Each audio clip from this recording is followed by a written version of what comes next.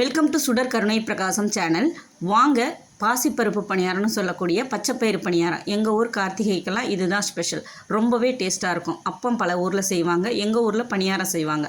அந்த ரெசிபி தான் இன்றைக்கி நான் உங்களுக்கு சொல்லி காட்ட போகிறேன். ரொம்பவே டேஸ்ட்டாக இருக்கும், ஹெல்த்தியானதும் கூட. இதுக்கு கழுவி உடச்சி பாசிப்பருப்பு நான் ஒரு 1/4 கிலோ அளவுக்கு எடுத்திருக்கேன். கப் அளவுன்னு சொல்லக்கூடிய 250 ml. 1 கப் எடுத்திருக்கேன். 1 கப்பு பாசிப்பருப்பு 250 ml. படியால் பல பேருக்கு புடியலைங்கிறதுனால நான் அந்த கப்பளவு எடுத்திருக்கேன். இது உடச்சி கழுவிய பாசிப்பருப்பு. ஃப்ரெஷ் பாசிப்பருப்பாக இருந்தால் இந்த தோலோடு இருக்கும் பாருங்கள், அது கிடச்சிதுன்னா இன்னும் ரொம்ப வாசமாக இருக்கும். இந்த பணியாரம் கிடச்சிச்சின்னா செய்யுங்க, இல்லைனா இந்த கழுவுன பாசிப்பருப்புலேயே நீங்கள் செய்யலாம். உடச்ச பாசிப்பருப்பு தோலோடு இருக்கிறத ஊற வச்சு கழுவிட்டு அந்த தோலை எடுத்ததுக்கப்புறம் ஊற வச்சு நம்ம பணியாரம் செஞ்சோன்னா ரொம்ப டேஸ்ட்டாக இருக்கும். அது எனக்கு கிடைக்கலங்கிறதுனால நான் கழுவுன பாசிப்பருப்பு எடுத்திருக்கேன். இதை ஒரு 1லேருந்து 1.5 மணி நேரம், மேக்ஸிமம் 2 மணி நேரம், அதுக்கு மேலே ஊற வைக்காதீங்க. ஊற வச்சிங்கன்னா புளிச்சு போயிடும். நீங்கள் எண்ணெயில் போட்டு எடுக்கிற மாதிரி இருந்துச்சுன்னா எண்ணெய் நிறையா குடிக்கும். அதனால் சொல்கிறேன். இதுக்கு ஒரு 3 டேபிள் ஸ்பூன் பச்சரிசி. இந்த 1/4 கப்பு, நம்ம 1 கப்பு பச்சைப்பயிறு எடுத்தோம்னா இதில் ஒரு 3/4 கப்பு அளவுக்கு பச்சரிசி இது ஊற போட்டுக்கோங்க. இது எதுக்குன்னா, நம்ம எண்ணெயில எல்லாம் சில பேர் இந்த குழியில் ஊற்றாமல் எண்ணெயில் ஊற்றுவாங்க. அப்போ எண்ணெய் குடிக்கும். அதை கம்மி பண்ணுறதுக்கு தான் இந்த பச்சரிசி சேர்க்குறது. இல்லைன்னா இந்த நம்ம அரிசி சேர்க்காமையே கூட இந்த பணியாரம் செய்யலாம். ரொம்பவே ஸ்பாஞ்சாக இருக்கும். இதுக்கு நான் வெல்லம் எடுத்திருக்கேன். வெல்லம் 1.25 கப்பு. நம்ம 1க்கு 2 கப்பு போடலாம். நம்ம எந்த கப்பால் பாசிப்பருப்பு எடுத்தோமோ அதே கப்பில் 1.25 கப்பு மண்டை வெல்லத்தை எடுத்து பொடிச்சு சேர்த்துருக்கேன். கரெக்டான அளவில் சேருங்க. ரொம்ப 1க்கு 2 சேர்த்தா இனிப்பு ரொம்ப திகட்டும். அதனால் 1.25 எடுத்திருக்கேன். இல்லை நான் இனிப்பு நல்லா சாப்பிடுவேன் அப்படின்னா நீங்கள் 1க்கு 2 கப்பு சர்க்கரை, நாட்டு சர்க்கரையோ இல்லை வெல்லம் தான் இதுக்கு பணியாரத்துக்கு நல்லாயிருக்கும். இதுக்கு ஒரு 1/4 கப் அளவுக்கு தண்ணி ஊற்றி சும்மா அடுப்பில் வச்சு நல்லா கரைச்சா போதும். பாகுப்பதம்லாம் வேண்டாம். கரைச்சி அந்த பச்சை வாடை, அந்த வெல்லத்தோட அந்த பச்சை வாடை போகிற அளவுக்கு நல்லா கொதிக்க வச்சுக்கோங்க. அவ்வளோதான். இப்போ நம்ம பாசிப்பருப்பை அரைச்சி எடுத்துகிட்டு வந்துடலாம். தண்ணியெல்லாம் நல்லா சுத்தமாக தண்ணியே இருக்கக்கூடாது. தண்ணியே இல்லாமல் வடிச்சிட்டு அதோட இந்த அரிசி நம்ம ஊற வச்சுருக்கோம்ல பச்சரிசி, அதையும் இதில் சேர்த்துக்கோங்க. இந்த அரிசி ஆப்ஷனல் தான், வேணான்னா நீங்கள் ஸ்கிப் பண்ணிக்கலாம். இதை அரைச்சி நம்ம எடுத்துகிட்டு வந்துடலாம். தண்ணியே நான் சேர்க்கலை, கொஞ்சமாக ஒரே 1 டீஸ்பூன் தான் சேர்த்துருப்பேன். ஏன்னா நம்ம தண்ணி அதிகமாக சேர்த்தோம்னா நம்ம எண்ணெயிலெல்லாம் போட்டு எடுத்துக்க முடியாது. நான் எண்ணெயிலையும் போடுறதுக்கான ஒரு மாவு ரெசிபி தான் இன்றைக்கி நான் உங்களுக்கு சொல்லி கொடுத்துக்கிட்டு இருக்கேன். குழிப்பணியாரம்னா பிரச்சனை இல்லை. நீங்கள் எண்ணெயில் போட்டு எடுக்கிறதுனா நீங்கள் இந்த மாதிரி தான் அரைக்கணும். இப்போ மாவு இந்த மாதிரி இருக்கணும். எடுத்து விட்டோன்னா பந்து மாதிரி கீழே விழுவணும். அப்படியே ரொம்ப தொரன்னு ஊற்றுனீங்கன்னா நீங்கள் பாவு ஊற்றுனதுக்கப்புறம் ரொம்ப தண்ணியாக போயிடும், பிரிஞ்சு போயிடும் பணியாரம். அதுக்காக தான். இப்போ கொஞ்சமாக உப்பு, ஏலக்காய் தூள், இதில் சோடாப்பு கிடாப்பு எதுவுமே நான் போட மாட்டேன். இப்போ பாவு ரெடி ஆயிடுச்சு. பாவுன்னா சும்மா வெல்லம் அந்த கரைஞ்சி பிசுபிசுப்போடு இருக்கும், அவ்வளவுதான். ரொம்ப பாக முத்த விட்டுட்டிங்கன்னா பணியாரம் கல் மாதிரி ஆகிடும், ஸ்பாஞ்சு மாதிரி இருக்காது. அந்த டிப்ஸையும் ஃபாலோ பண்ணிக்கோங்க. இப்போ மாவை நல்லா இந்த மாதிரி உப்பு, அந்த ஏலக்காய் தூளெல்லாம் போட்டு நல்லா கிளறி விட்டுட்டு நம்ம இந்த வெள்ளை கரைசலை இதில் ஊற்றிக்கலாம். கொஞ்சம் கொஞ்சமாக ஊற்றுங்க. இந்த மாவு சூடாக இருக்கும்போதே, இந்த பாவு சூடாக இருக்கும்போதே ஊற்றிட்டிங்கன்னா இந்த மாவு நல்லா இழுத்துக்கும். நல்லா நீங்கள் பயப்படாமல் ஊற்றுங்க. நான் சொன்ன அளவுகளில் செய்யுங்க. கண்டிப்பாக பர்ஃபெக்டாக பச்சைப்பயிறு பணியாரம் சூப்பராக பஞ்சு மாதிரி உங்களுக்கு கிடைக்கும். நீங்கள் எந்த சோடாப்பும் சேர்க்க தேவையில்லை. இதுக்கு மாவு புளிக்க வைக்கணுங்கிற அவசியமே இல்லை.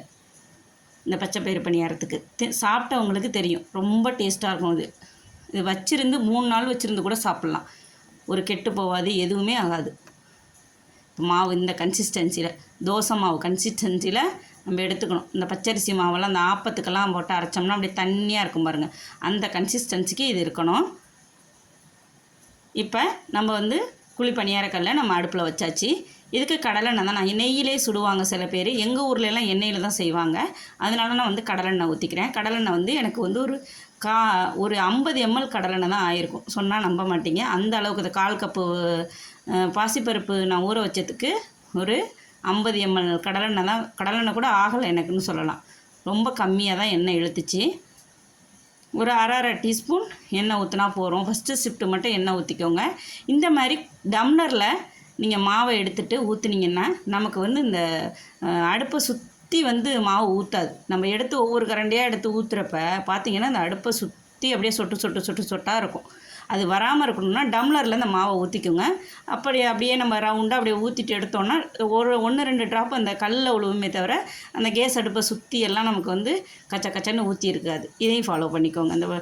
நம்ம கிச்சனை க்ளீனாக வச்சுக்கணும்னு நம்ம நினப்போம். அதுக்கு இந்த டிப்ஸ் எல்லாம் நம்ம சமைக்கும் போதே பண்ணிட்டோன்னா ரொம்ப நல்லாயிருக்கும். பாருங்கள், இப்போ நல்லா திருப்பி விடலாம். இதுக்கு நம்ம மூடி போட்டு நான் 1 நிமிஷம் தான் விட்டேன். ஏன்னா ரொம்ப நேரம் விட்டோன்னா வேர்வை தண்ணி விழுந்துடும், பணியாரம் வந்து சொதன்னு ஆகிடும். லைட்டாக 1 நிமிஷம் மட்டும் மூடி போட்டுட்டு அப்படியே எடுத்துருங்க. அப்புறம் திருப்பி விட்டிங்கன்னா மீடியம் ஃப்ளேம்லேயே வச்சுக்கோங்க. ஹை ஃப்ளேமில் வச்சிடாதீங்க. மேலே செவந்து போய்டும், உள்ளார வேகாமல் இருக்கும். அப்புறம் எடுத்தோன்னா வந்து உள்ளார மாவாக இருக்கும். அதனால் இது கொஞ்சம் பொறுமையாக தான் செய்யணும். நம்ம இப்படி மாவு கரெக்டான கன்சிஸ்டன்ட்டில் கரைச்சிருந்தோன்னா அப்படி நம்ம திருப்பினோடனே டபக்குன்னு திரும்பிக்கும். இல்லைன்னா கொஞ்சம் பக்கம் பிச்சுக்கிட்டு அப்படி போகிறதுக்கு வாய்ப்பு இருக்குது. பாருங்கள், நம்ம நினச்ச வாக்கில் நம்ம இப்படி கையை வச்சோன்னா அதுவே தானாக திரும்பிக்கும். அந்த மாதிரி இருந்தால் தான் நம்ம கரெக்டாக வந்து வெல்லம்லாம் கரைச்சி கரெக்டாக விட்டுருக்கோன்னு அர்த்தம். பாருங்கள், இப்போ நல்லா வெந்து செவந்து வரணும். அந்த கலர் வந்து கோல்டன் ப்ரௌன் கலர் வரணும். வந்ததுக்கப்புறம் தான் நம்ம எடுக்கணும். உள்ளார மேலே லைட்டாக வந்து அந்த குச்சியை வச்சு நீங்கள் தொட்டு பார்த்தீங்கன்னாலே உங்களுக்கு தெரியும் உள்ளார வெந்திருக்கா வேகலையான்னு.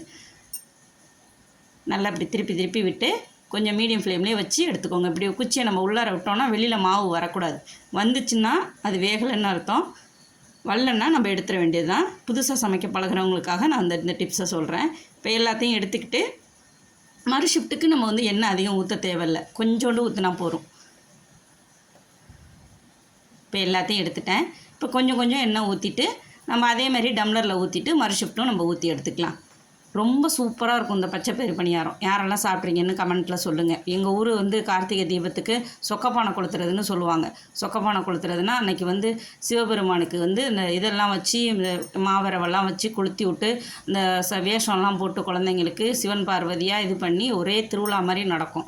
அங்கே அந்த திருவிழா மாதிரி நடக்கிற அன்னைக்கு இந்த ரெசிபியெல்லாம் செஞ்சு சிவபெருமானுக்கு கும்பிடுவோம் நாங்கள். அங்கே திருவண்ணாமலை தீபம் ஏற்றினதுக்கப்புறம் ரொம்பவே நல்லாயிருக்கும். தஞ்சாவூர் மன்னார்குடி பக்கம் உள்ளவங்களாக இருந்தால் உங்களுக்கு தெரியும் இந்த சொக்கப்பானை கொளுத்துறதுங்கிறது. உங்கள் ஊர்களில் பழக்கம் இருக்கான்னு சொல்லுங்கள். எங்கள் ஊரில் சொக்கப்பானை கொளுத்துறதுன்னு சொல்லுவாங்க, காமண்டின்னு சொல்லுவாங்க. ரொம்ப சிறப்பாக இருக்கும் அந்த திருவிழா. இதெல்லாம் செஞ்சு வச்சு சக்கரை பொங்கல், பச்சைப்பயிறு பணியாரம், அப்பம் எல்லாம் பொரி கடலை எல்லாம் செஞ்சு வச்சு சாமி கும்பிடுவோம். அந்த அந்த கொழுந்து விட்டு எரியும் அந்த சொக்கப்பானை கொளுத்துறதுன்னு சொல்கிறது. அதுலேருந்து ஒரு விறகை உருகிட்டு வந்து வீட்டில் வச்சா அவ்வளோ நல்லதுன்னு கூட சொல்லுவாங்க. சின்ன பிள்ளையில அந்த திருவிழா நான் பார்த்துருக்கேன். பெரிய பிள்ளை ஆனதுக்கப்புறம் போகலை, ஆனால் சின்ன பிள்ளையில் பார்த்த அந்த ஞாபகம் நிறையா இருக்குது. இந்த பணியாரம் அதை விட ரொம்ப டேஸ்ட்டாக இருக்கும். அது எங்கள் அம்மா அங்கே சுடும்போது பக்கத்துலேயே உட்காந்துக்குவேன் நான். எப்படா சாமி கும்பிட்டுட்டு கொடுப்பாங்கன்னு ஆசையாக இருக்கும். பாருங்கள், செம்ம டேஸ்ட்டில் ஒரு பச்சைப்பயிறு பணியாரம் செஞ்சாச்சு. நீங்களும் ட்ரை பண்ணி பாருங்கள். உங்கள் குழந்தைங்களுக்கெல்லாம் ப்ரோட்டீன் சத்து உள்ள நம்ம வீட்டில் பழைய முறைப்படி நான் செஞ்சு காமிச்சிருக்கேன். உங்களுக்கு பிடிக்கும்னு நினைக்கிறேன். பிடிச்சிருந்தா சுடர் கருணை பிரகாசம் சேனலுக்கு மறக்காமல் சப்ஸ்கிரைப் பண்ணுங்கள், லைக் பண்ணுங்கள், ஷேர் பண்ணுங்கள், கமெண்ட் பண்ணுங்கள். எப்போதும் போல் உங்கள் ஆதரவு கொடுத்துட்டே இருங்க. நீங்கள் சப்போர்ட் பண்ணுறது தான் என்னை மேலும் மேலும் ஊக்குவிக்கும். நன்றி, வணக்கம்.